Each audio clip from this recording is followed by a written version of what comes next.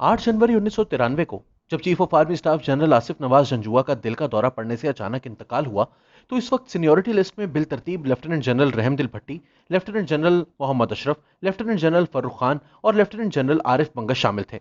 ताहम वजीर आजम नवाज शरीफ ने चारों जर्नलों को सुपरसीड करते हुए 5वें जनरल अब्दुल वहीद काकड़ को पाकिस्तान की बर्री फौज का सिपाहसालार मुकर्रर कर दिया।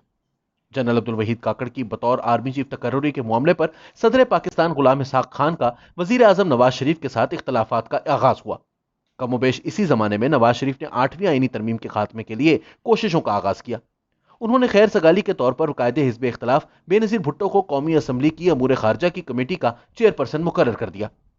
18 मार्च 1993 को पाकिस्तान के साबिक वजीर आजम और पाकिस्तान मुस्लिम लीग के सरबराह मोहम्मद खान जुनेजो अमरीका में इंतकाल कर गए।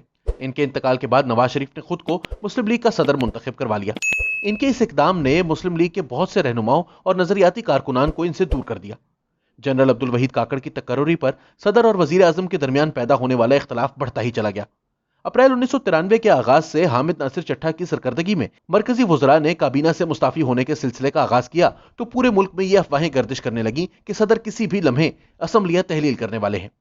17 अप्रैल 1993 को वजीर आजम नवाज शरीफ ने रेडियो और टेलीविजन पर कौम से खिताब किया, जिसमें उन्होंने बड़े जज्बाती अंदाज में कौम को अपनी खिदमत गिनवाई और कहा कि ऐवान सदर साजिशों की आमाज का बन चुका है और ये कि वो किसी कमजोरी, कोताही या पसपाई का मुजाहिरा नहीं करेंगे।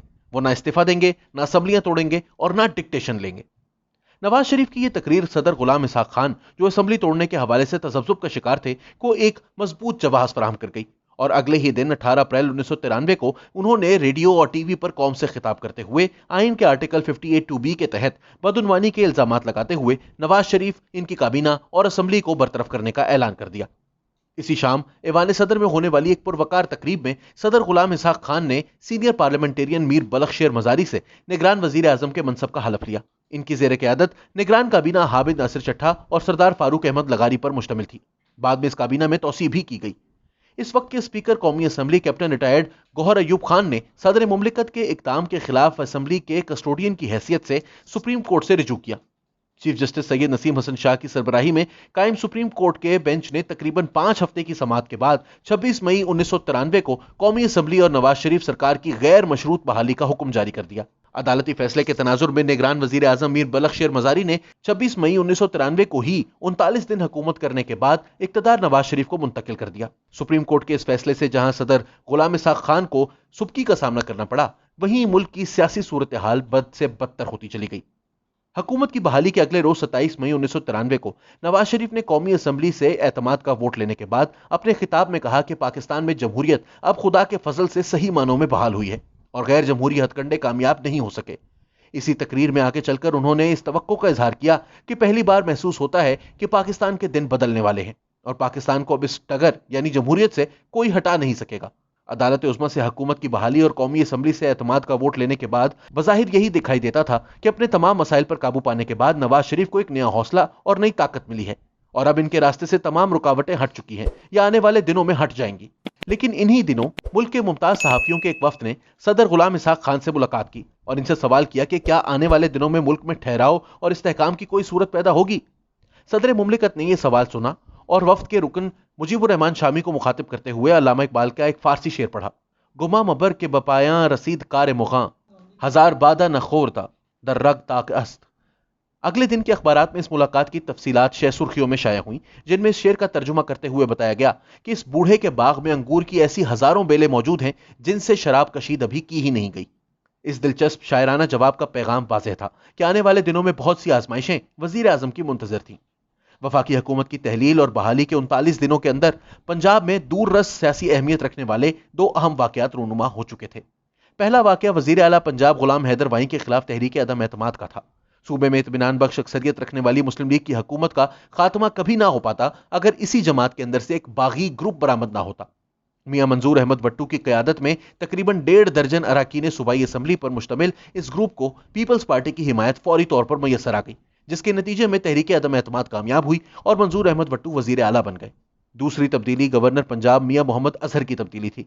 इनकी फरागत के बाद जेहलम के मारूफ सियासतदान चौधरी अल्ताफ हुसैन को गवर्नर बना दिया गया। गवर्नर चौधरी अल्ताफ ने अपनी महारत और सियासी हरबों से वजीर आजम को किस तरह जिच किया, यह दास्तान तवील है। शायद इसी खतरे को महसूस करते हुए वजीर आजम ने पेशबंदी के तौर पर मंजूर अहमद भट्टू के खिलाफ तहरीक अदम एतमाद लाने की कोशिश की।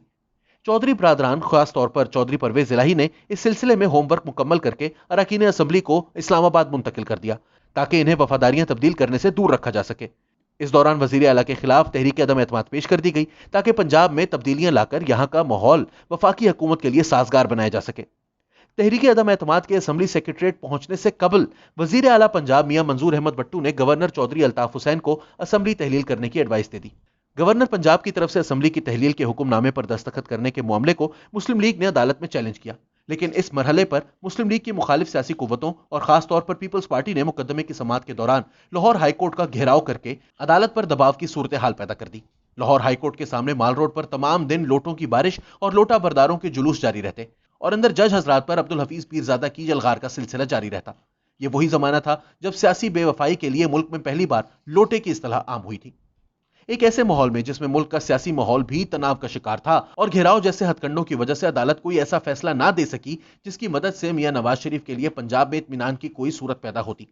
वफाकी हुकूमत पंजाब में यह मुकदमा जीत ना पाई तो वहां की हुकूमत ने वफाकी हुकूमत और इसके जिम्मेदारों पर अरसा हयात तंग करना शुरू कर दिया।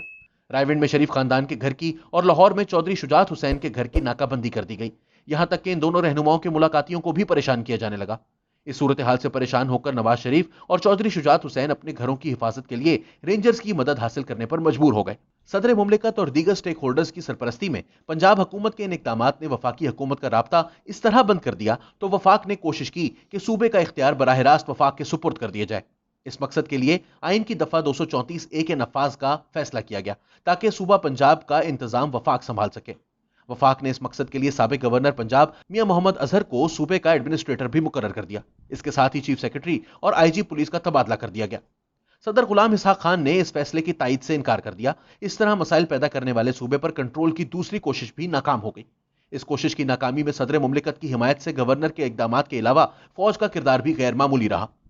आइन की दफा 234A के नफाज की इतला मिलते ही गवर्नर चौधरी अल्ताफ हुसैन ने कोर कमांडर लाहौर से राब्ता करके इन्हें आगाह किया कि वफाकी हुकूमत ऐसा इकदाम करने जा रही है जिसकी कोई कानूनी हैसियत नहीं। इस सूरत हाल में फौज के सरबराह जनरल अब्दुल वहीद काकड़ ने रेंजर समेत तमाम मुताल्लिका इदारों को हिदायत कर दी कि वो इस सिलसिले में वफाकी हुकूमत या वजारत दिफा के इन तमाम अहकामात को मानने से इनकार कर दें जिनकी आईनी हैसियत मशकूक हो। दूसरी तरफ ताकतवर हलकों की तरफ से मियां नवाज शरीफ को भी खबरदार कर दिया गया कि वो इस किस्म के किसी भी इकदाम से गुरेज करें। वफाकी हुकूमत को जिच करने के लिए ये हालात काफी थे, लेकिन इसके बावजूद दीगर सूबों से दबाव डालने का इंतजाम कर दिया गया। सिंध ने पंजाब से आने वाली ट्रैफिक रोकने का इंदिया दिया, जबकि सरहद, जो अब खैबर पख्तूनख्वा कहलाता है, ने वफाकी दारुल हुकूमत की बिजली और बलूचिस्तान ने गैस बंद कर देने जैसी बातें कहनी शुरू कर दी। जुलाई 1993 के अवाइल में पाकिस्तान पीपल्स पार्टी और हिज़्ब इख्तिलाफ की ऑल पार्टीज कॉन्फ्रेंस ने ऐलान किया कि अगर वजीर आजम ने नए इंतखाबात करवाने का ऐलान ना किया तो वो 16 जुलाई 1993 को इस्लामाबाद की जानिब लॉन्ग मार्च करेंगी। इस लॉन्ग मार्च को यकीनी बनाने के लिए पंजाब हुकूमत की माली और इंतजामी हिमायत रीढ़ की हड्डी की हैसियत रखती थी। हालात कुछ ऐसी शक्ल इख्तियार कर गए कि मुल्क में मार्शल लॉ की बातें होने लगी। इन अफवाहों को तकवीत कोर कमांडर्स कॉन्फ्रेंस के इस गैर मामूली इजलास से मिली जो मुहर्रम की 2 छुट्टियों यानी 9 और 10 मुहर्रम के मौके पर मुनक्किद किया गया। 5 घंटे तक जारी रहने वाली कोर कमांडर्स कॉन्फ्रेंस में मुल्क के हालात पर तफसील से गौर किया गया और इसमें कई इम्कानात पर गौर किया गया। ताहम हतमी फैसला फौज के सरबराह जनरल अब्दुल वहीद काकड़ की राय के मुताबिक हुआ कि बहरान का हल दस्तूर के अंदर ही से निकाला जाना चाहिए। कोर कमांडर्स कॉन्फ्रेंस के फौरन बाद रात 11 बजे फौज के सरबराह ने सदर और वजीर आजम से मुलाकातें की और तजवीज पेश की कि मसले के हल के लिए नए आम इंतखाबात करवाए जाएं। लॉन्ग मार्च का वक्त करीब आया तो आर्मी चीफ ने तैयारा भेजकर पीपल्स पार्टी के सरबराह बेनजीर भुट्टो को रावलपिंडी मदऊ करके इनसे मुलाकात की। इस मौके पर जनरल काकड़ ने बेनजीर भुट्टो से कहा कि आप लॉन्ग मार्च के खात्मे का ऐलान करते हुए ये कह दें कि यह काम फौज के कहने या इसकी मुदाखलत पर किया गया है। इसके बाद इस मशहूर जमाना मुलाकात का इंतजाम किया गया जिसमें वजीर आजम और सदर मुमलिकत दोनों मुस्ताफी होने पर आमादा हो गए। पाकिस्तान की सियासत में 18 जुलाई 1993 वो तारीखी दिन था जब मुल्क के सदर और वजीर आजम एक साथ अपने ओहदों से रुखसत हुए। पहले वजीर आजम ने सदर मुमलिकत को कौमी असम्बली तोड़ने की एडवाइस दी, फिर सदर ने कौमी असम्बली तोड़ने का ऐलान करके अपने ओहदे से मुस्ताफी होने का ऐलान कर दिया। नवाज शरीफ और बेनजीर भुट्टो के इत्तफाक राय से आलमी बैंक के साबिक एग्जीक्यूटिव डायरेक्टर मुइन कुरैशी को निगरान वजीर आजम बना दिया गया, जबकि सेनेट के चेयरमैन वसीम सज्जाद ने कायम मुकाम सदर का ओहदा संभाल लिया।